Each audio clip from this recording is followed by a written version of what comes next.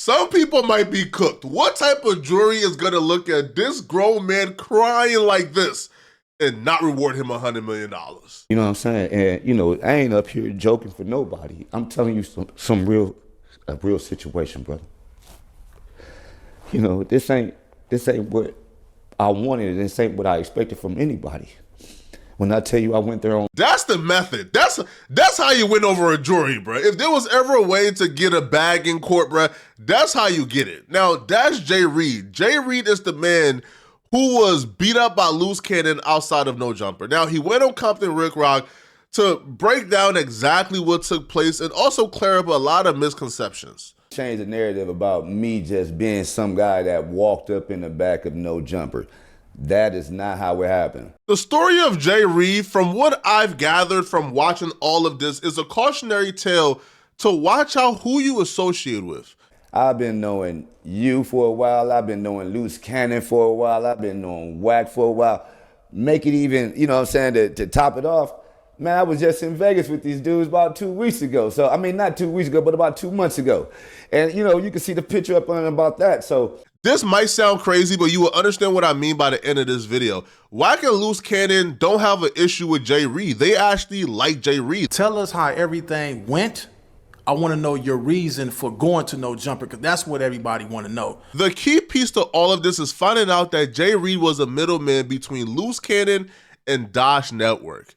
Jay Reed was cool with Loose Cannon, and he was also really cool with Dosh Network, and he was just playing translator between the two entities. Man, let's go with this. Let's start like this. Like I said, I've been dealing with Loose Cannon and Wack for the past few months, already trying to do a joint venture with Dosh Network. Being a middleman is always risky, especially when dealing with a street dude and a company, because if the street dude feel finessed, they're not about to take it out on the company, they're gonna take it out on you.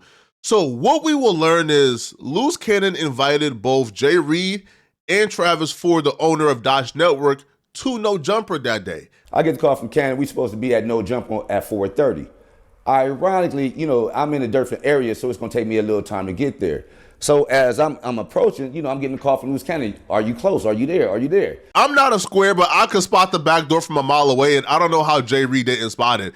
If I'm on my way and you're calling me 5 times back to back to back, anxious to see me, I'm asking, why are you so anxious to see me? Like, what's the hurry? Like, I'm not some type of important figure, bro. Like, you ain't never been as anxious to see me. Why are you anxious now to see me?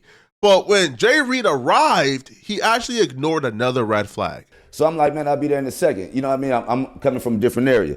So as I'm saying that, I'm telling you, we get there, we pull up. I'm asked to be there. I'm asked to wait outside for a second. I guess the show was over. So I introduced myself to Adam. I introduced myself to Adam as Jay Reed. Came back to me, we shook hands. We sat right there and our video recorded. Adam know who I am. I'm trying to understand how we in this situation. Well, I'm gonna get to that in a second. But let me go ahead and say this, man. I walked into the building. You see what I'm saying? Because for a second, I'm outside, but I'm thinking, man, this is my boy right here. Why do I need to be outside? Let me go up inside and introduce myself. You know, to make sure everybody up in there is straight. As I'm coming in, man, I see Loose. I see Wack right in front of me. But at the same time, I do see 15 gentlemen there. Jay Reed showed up as a middleman, but Jay Reed is aware that Travis Ford, the CEO of the Dosh Network, was supposed to be there too. Travis Ford was the real guest. Jay Reed was just the middleman that was coming to hold it down. So when Jay Reed gets there and he don't see Travis Ford, I feel like that should have sprung some red flags in his head. Jay Reed spoke to Travis Ford a few hours before, and Travis Ford let him know that he was skeptical and he may not come. So if he was so skeptical to the point where he didn't come, then why do you feel comfortable there? So eventually, Loose Cannon and Jay Reed get to talking and they walk outside. Wack right there, and as we conversing, you know, they just decide to say, let's go outside. I don't know for what reason. I thought it was just me and Wack at the time gonna be walking out, you know, because we had some business to attend to when it came to Dosh Network. Jay Reed, a street dude, an OG, so I'm trying to figure out how he's missing these red flags. You was anxious for me to get there. I get there, and the person that was supposed to be there for being a middleman of business, they're saying is way too sketchy for them to show up. And then when we get there, we're in the AC building, and you say, let's go out in the heat, and you went for it. I don't understand, right? But I do think Jay Reed was just trying to do the right thing, because when the conversation started outside, very quickly, he should have realized that the conversation was above his pay grade. And essentially, they was having issues with things that he really couldn't solve or give an answer for. So we get to walking outside as we speaking, as I get to speaking, I'm looking at Loose Cannon because I'm trying to figure out, what's the motive of me being in this situation. So Loose Cannon gets to talking about the spreadsheet that they wanted to see from Mozzie about the Dash Network. Now, this is something we've been going back and forth about for the last few months. And, this is me trying to learn how to get up into the network game as opposed to me dealing with the music game. So I'm learning about the subscribers. So we were stuck on the issue about 80,000 subscribers that Dash Network has. So it was an issue, it was a situation upon seeing the spreadsheet. Now, we wanted to see the spreadsheet because we wanted to see how these 80K followers are still there on this site. Now, me bringing the situation of hand, I'm the front runner, I'm the connection. So I don't feel no type of way about me being there because this is business. So as me and Luce begin to speak, he says, hey, Jay Reed, see, this is where we have a situation where we need to see the spreadsheet for the network. As he began to say that, he calls Wack over there and Wack begins to speak.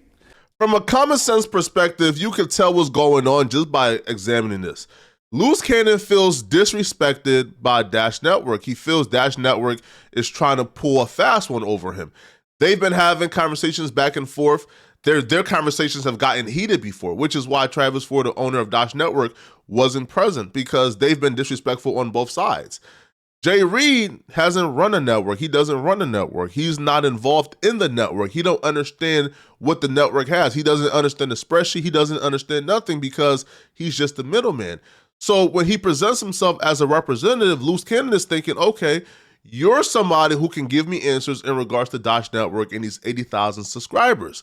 Well, when you're somebody who they're thinking you can give information, and when they ask you about information, you're fast talking, you don't really say, hey, I don't know this. You're fast talking, you're just trying to figure things out on the spot. Well, it comes across as if you're BSing, and it comes across as if you're playing in their faces. Wack gets to showing me like, hey, man, this is not what we're asking for. We need to go ahead and get that out. And as I get to looking, man, it just, and Rock, when I tell you this, man, it throws me all off guard because I wasn't aware at all. Next thing you know, I'm getting punched up in the face and it just goes crazy at that point, as y'all can see. Just totally threw me off guard, man, because I'm thinking in my head, this is my brother. There's been a lot of stories on both sides, but I feel like that right there is the real depiction of what happened. Jay Reed was trying to middleman some conversations between Loose Cannon and Dash Network. Loose Cannon already feels like Dash Network is playing with him. So when Jay Reed came trying to fast talk, he felt like Jay Reed is playing with him, and that's what took place. Now, here's the thing, right? Jay Reed, though, isn't just placing the blame on Loose Cannon and Wack 100. No, he's placing the blame on No Jumper. And here's the reason why he says from his own mouth why he's placing the blame on No Jumper. It's more important to me that I have to do this for my kids and for my family. You know what I mean? For my kids to wake up and my mom see this and, my family members seeing this, it's tragic. It's a tragedy. You know what I mean? Nobody wants to wake up and be viral for this type of mess. And unfortunately, it happened at No Jumper. And that's the thing that get me, because I'm trying to think like, man, where's the safety that come in at it? People probably wondering like, what happens next? Hey, all I could say is this, man. You got to stay tuned because I've been told not to talk about certain situations. And, that's just from a legal perspective. Maybe I shouldn't do. Maybe, I don't know. But I'm going to tell you what, these type of things just can't be allowed. Man, I was looking for a little bit more help. A little bit, more safety when it comes around there, man. I'm just confused of how I even went down, Rock. That sounds like lawyer talk, man. Now, I'd be lying to y'all if I told y'all I knew the legalities of this. But what I do know is that Jay Reed spoke to his lawyer, Adam spoke to his lawyer, and they're both confident that if this does lead to a case, that the case is favorable on their side. So whatever their lawyers is telling them, man, they're both confident. So I can't tell you guys how it's going to shape out, but, Jay Reed speaking towards he expected protection. Like, my thing is, if No Jumper invited you as a guest for an interview, I feel like that's one thing, but a guest who isn't even employed by No Jumper inviting you and then an altercation happening off the premises after hours, it's kind of like, I guess I don't understand, right? But again, I don't understand the law in regards to assaults, right? Because, I've never caught a case, so I don't know. But if you're not really on the premises and it's after hours, even though you were invited by somebody, I guess, who isn't employed by No Jumper, doesn't really have any type of affiliation with No Jumper in loose cannon, do you still get the same protections? I guess, I don't know. Now, Jay Reed would say, though, that he can't even confirm if there was a security guard there or if Adam was there, but he does leave some room open just in case this goes to court where he could say, hey, listen, I was getting beat up. I don't know. The last time I seen him, he was there. I'm just confused of how I even went down, Rock. Not to cut you off, I want to ask you this. In the midst of all this happened, you did say that Adam was there, right? Man, I shook Adam's hand as he's walking out the door. Correct. As he's walking out the door, is he leaving or is he there as this going on? Because this is what I want to know. Was this after hours? Because it seemed like you guys was out there, it seemed like it was late, like it was after hours. I don't know what time they closed up there, but was security there? So you basically saying that when you got into this altercation, you got no help from the security. Is that correct? That's what I'm saying. I'm not trying to say what was Adam there. I'm gonna tell you right now. After I done got hit, man, I don't know who was there. I just know at that point in time, it's about making sure I get home to my kids, man. I'm not trying to be a tough guy. I never played to be, but I just do knowing those type of situations because I didn't even know if the people that was behind them was security. If you watch the footage, Wack 100 actually took a step back and never engaged, never touched Jay Reed, never got involved. So if you can't sue No Jumper and you can't sue Wack 100, would a lawyer take this pro bono for you to sue loose cannon? It's kind of like, I don't know, bruh. Again, and I don't even know if he can't sue No Jumper or if he can't sue Wack 100 because, again, I'm not a lawyer. I don't know. Maybe he can. Maybe his lawyer told him he could.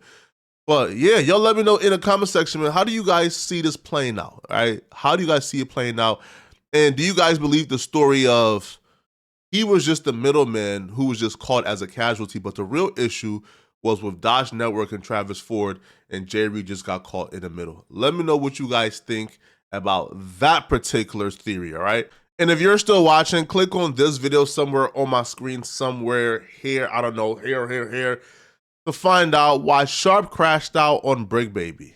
Click on this video right here to find out about the beef that's currently brewing. I'm gonna see you guys in this video. I'm out of here, folks. Peace.